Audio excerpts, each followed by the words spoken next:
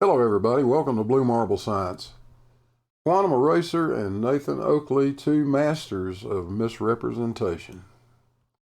Warning, severe facial and monitor damage alert is in effect. Get out the oven mitts, push those monitors way back out of punching range, and let's light this dumpster fire and have some fun. Several months back I had a one-on-one with Brian's Logic on Jose JG's channel. Shout out to Jose. And following that, Quantum Eraser did a hit piece on me where he claimed that I tried to say that plants break carbon dioxide up to release oxygen. I'll tell you what, let's listen to that actual conversation and see what I said. And the atmosphere is gases and it has pressure. The atmosphere has a number of gases. Yes, it has nitrogen, oxygen. That's most of it. That's 99% of the atmosphere. It's got carbon dioxide. It's got argon. It's got xenon. It's got hydrogen, helium. It's got a lot. It's got a lot of little gas, little small, fractional components, but mostly oxygen and nitrogen. At ground level, it's going to be mostly oxygen and nitrogen, because carbon, because they are the biggest cycles. Yeah. No, the cycles don't really have anything to do with it. It's all pretty homogeneous. Cycles are very important. I mean, we wouldn't have them if it wasn't for cycles. Oh, I would. Well, we're not. I'm not even gonna. I'll let you just make that unqualified remark and let it go. I'm not going to go down that path. But unqualified, it's 100% proven. It's 100% proof. I mean, where do we get oxygen from? Only the oxygen and carbon cycle. You know what I mean? Where do we get oxygen from? Oxygen comes from trees and plants and stuff, and they use carbon. Yeah, they use carbon dioxide. How much carbon dioxide is in the atmosphere? I don't know the exact amount. It doesn't matter. The point is that they use. Yeah, they create. Just a moment. Okay. Yeah, it does matter. It does matter. There's 400 parts per million. 400 parts per million of carbon dioxide. All right. He's telling you why it matters. He's telling you why it matters, Brian. Listen, please. You're the one that brought the red herring. I'm just going to straighten it out for you. The amount of carbon dioxide in the atmosphere is 400 parts per million. The amount of oxygen is 21%. That's why it matters. Yeah, 21% of what we breathe on the ground. Yeah. Yeah, and the carbon dioxide that the plants are using to generate oxygen is only 400 parts per million. Yeah, but they don't need a whole lot of carbon to. They can produce several times the amount of oxygen just for one unit of carbon. Yes, that's what they do. Otherwise, we wouldn't have the balance we have. Come on now, Brian. That's true. Look into, read up on it, Blue. You cannot seriously expect me to respond to that. They don't need the same amount of carbon to create the amount of oxygen we have. Oh, good Lord. Well, how can we have the imbalance then, Blue? Pardon me? This is not something I'm making up or something off the top of my head. How would we have such a different balance of amounts of oxygen and carbon? No, hang on now, don't laugh at me. Hang on a second. Don't condescend me. I'm asking you a valid question. I said to you that the plants and trees and stuff, they don't use as much carbon as they pump out. Like the amount of carbon they use in connection to the amount of oxygen they release is they only use like 1 part carbon for 6 part or 7 part oxygen. If you want to think of it in that way, they release a lot more oxygen than the carbon they use. And you're laughing at me for saying that. Carbon dioxide. What is that? Carbon dioxide. It's a gas. Yeah. Made up of what? I'm not sure. I don't know what it's made up of. It's gas. It's a type of gas. Okay. That's used by plants and trees. Let's move on. Yeah. The amount of CO2 the plants are using. Well, I'll tell you what. Let's just listen to what I said one more time. Yeah, and the carbon dioxide that the plants are using to generate oxygen is only 400 parts per million. I shouldn't have laughed at Brian, and I regret doing that, and I think I've apologized for it. But that was about an hour and a half into listening to Brian tell me things like he believes in floating, but he doesn't believe in buoyancy.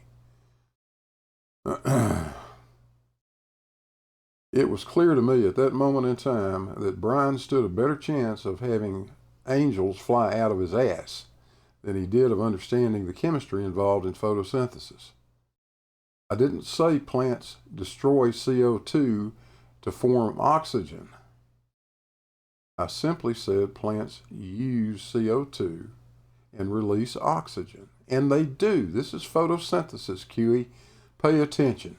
6 CO2 molecules and 6 water molecules through photosynthesis will combine to form 1 sugar molecule and release 6 oxygen molecules. It's 1 for 1. Now, if you want to say it's 6 carbon atoms releasing 12 oxygen atoms, okay, I'll give you that. But it's not many times as much oxygen as Brian was trying to state, and that's what I thought was amusing. Now QE has done the same thing to PhD Tony. Let's listen to Nathan and QE misrepresent what Tony said in the very same way. It's just an outrage, Harley. I mean, trees convert carbon dioxide, which is a gas, into oxygen. What happened? That was it. I just thought I'd play that a little bit. oh, the little part. Yeah. Oh no, you gotta play when Blue Marble's like, QE for listening. Play the darn thing. Okay. Play the whole thing. Which is another gas. No. Wrong, oh Rama. Plants don't use CO2 to generate oxygen. All the oxygen generated or liberated comes from the splitting of water by photosystem 2 during light-dependent reactions. We knew this 80 friggin' years ago. It's called the Hill reaction. Dummkopf. Apparently you've been swapping spit in the shower with the photosynthetic redneck, aka Hillbilly Blue Balls, the redneck retard, that made the same stupid mistake. So Yeah. trees don't create gas. But no, they don't. Be careful. I got yelled at about that now. So just to be really? Who by? Just to be very Quantum Eraser. Just to be very specific, QE. If you're listening, you little son of a bitch. Hi there, numpty. We're not saying that trees break carbon dioxide up into carbon and oxygen. That's exactly what that moron said. Let's take a listen. Trees convert carbon dioxide, which is a gas, into oxygen, which is another gas. Trees convert carbon dioxide, which is a gas, into oxygen, which is another gas. There you go. I will end it there because we played the other bit on the live show. Yeah, so that redneck retard, don't take the words that have just come out of this man's mouth to mean what they say, because I did the same thing and you corrected me. So let me correct him so that you accept that he didn't say what he's just said.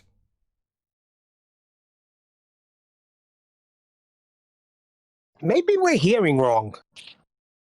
No, you're not hearing wrong. You're just only hearing the very front end of the conversation. The rest of it was cut out by QE and Nathan. Why don't we listen to the entire conversation? The weird thing about that is that he seems to believe that trees are the source of gas near Earth's surface. Yes. Which is and that, according to him, is the explanation for the pressure gradient we see. Yeah. What the hell makes all the nitrogen? Yeah. Well, that's another question, but yeah. Trees convert carbon dioxide, which is a gas, into oxygen, which is another gas. So trees don't create gas. But no, they don't.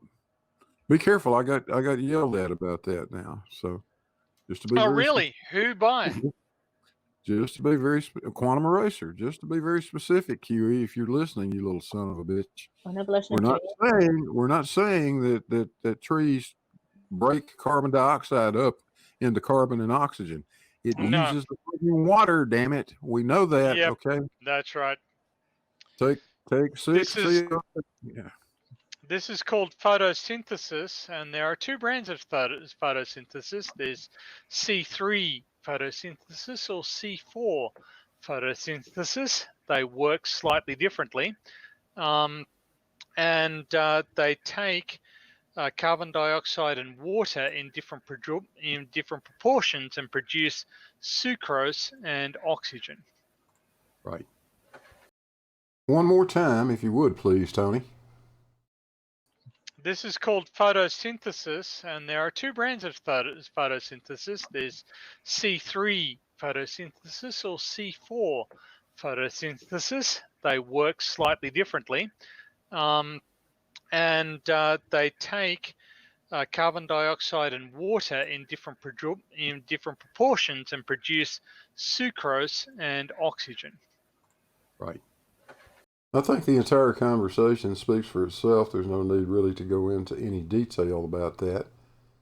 This is just another example of the way those guys, people like Quantum Eraser and Nathan Oakley, misrepresent what other people say. They misrepresent their own citations, for Christ's sakes. And when they're not doing that, they're busy asking silly questions like, show me water sticking to the outside of a ball. Now, how in the world would I ever show you water sticking to the outside of a ball when we're here in the middle of the gravitational well of the Earth?